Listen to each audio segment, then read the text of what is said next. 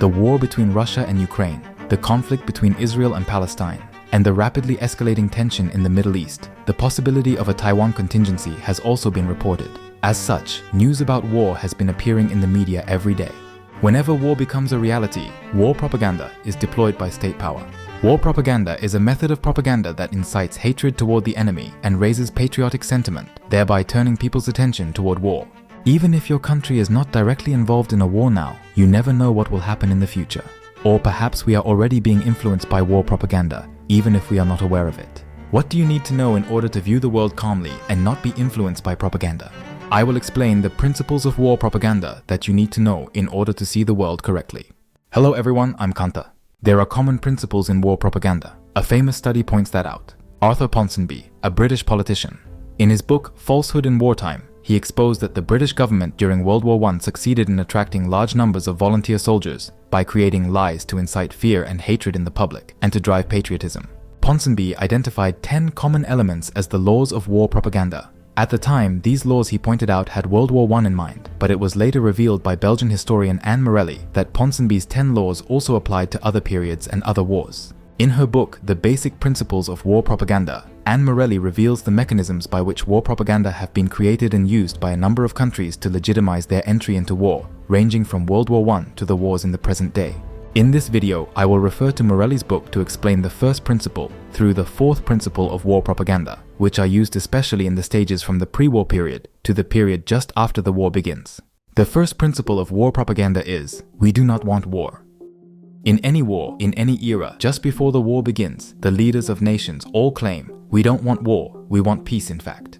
By demonstrating their desire for peace, they try to soften the public's opposition to war and win the support of the people.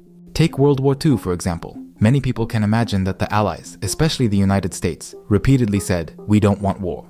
In fact, however, the Axis powers, such as Germany and Japan, spoke of peace in the same way. In a speech before the war began, Adolf Hitler of Nazi Germany said, I am convinced that Franco-German relations are in need of peace. I hope that Franco-German relations will be peaceful and good, and I see no reason why they should not be. There is no cause for conflict between Germany and France. Hermann Göring, a close associate of Hitler, also made an appeal. Germany doesn't want war. The people have unspoken confidence in the Führer's decisions, and they are looking forward to peace. But on the other hand, if anyone rejects this peace and seeks to bring Europe to the brink of war, we in Germany will rise to its defense. Similarly, when the Pacific War broke out in 1941, the leaders of the United States and Japan, who were supposed to be at odds with each other, each spoke the same words. President Roosevelt of the United States said, the United States was at peace with that nation and, at the solicitation of Japan, was still in conversation with its government and its emperor looking toward the maintenance of peace in the Pacific. Meanwhile, Japanese Prime Minister Hideki Tojo also claimed that the decision was unavoidable, saying, we have longed for peace, but at last we have come to a breakdown. In other words, both the US and Japan emphasized their desire for peace in starting the war. Thus, the first principle of war propaganda is, we don't want war, which conveys to the public the unavoidability of war and impresses upon them the legitimacy of the nation.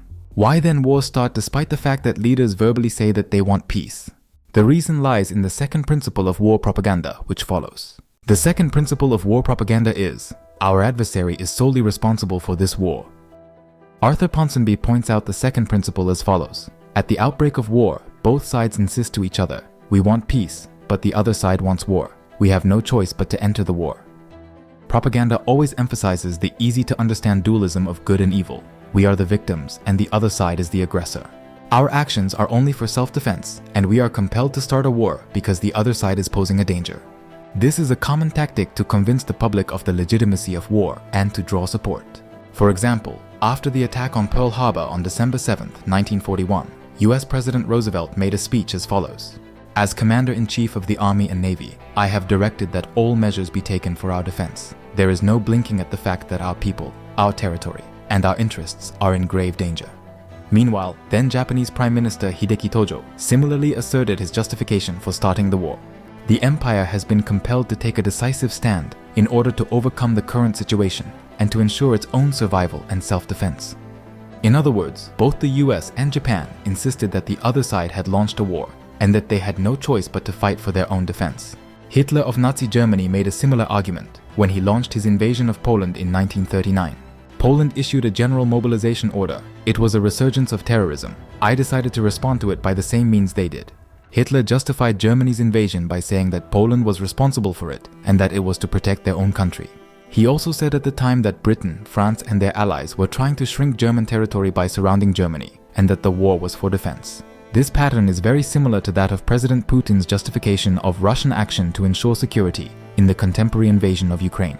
The second principle of war propaganda, our adversary is solely responsible for this war, is an important means of pinning the legitimacy of the war on the other side. The third principle of war propaganda is, our adversary's leader is inherently evil and resembles the devil.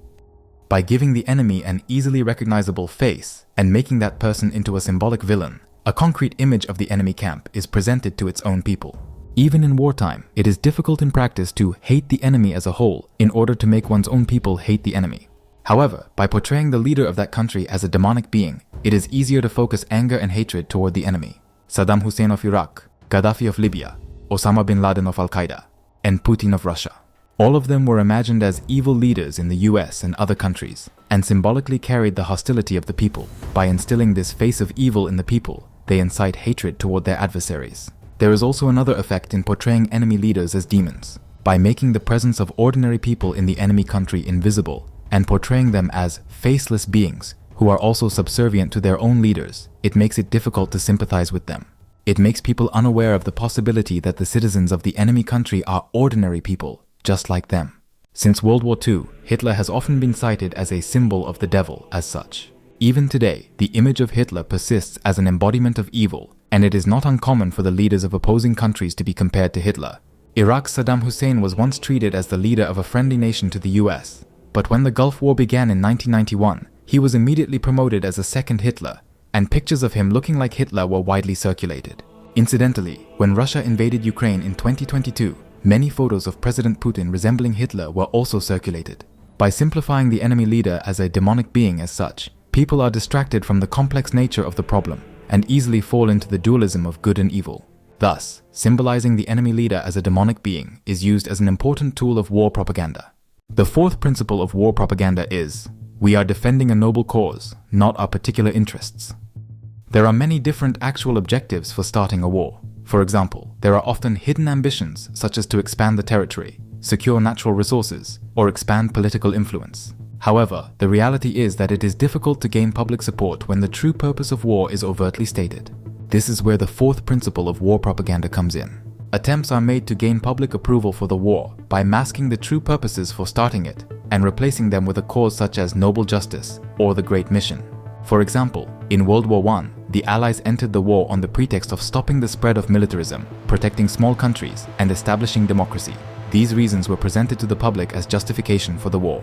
In reality, however, it is said that the real purposes of the war were to expand territory and to secure resources, and those in power started the war with these hidden ambitions. In the 1991 Gulf War, the multinational force led by the US justified its military intervention as to protect the small nation of Kuwait. Although the US declared a just war to save Kuwait from the invasion by Saddam Hussein, some believe that the actual objective was to secure oil resources and maintain its influence in the Middle East. At the time, Kuwait was not necessarily a democratic country. Rather, the regime of Kuwait was ruled by a privileged few, with women's rights in particular severely restricted.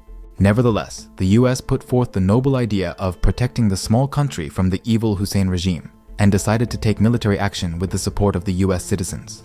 By espousing the cause of fighting for justice, the people are less likely to raise their voices in opposition to the war, creating an atmosphere in which it is difficult to express dissenting opinions.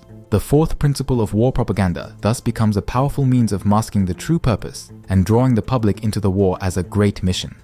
The first through fourth principles of war propaganda explained so far can be described as the creation of the scenario necessary to start a war.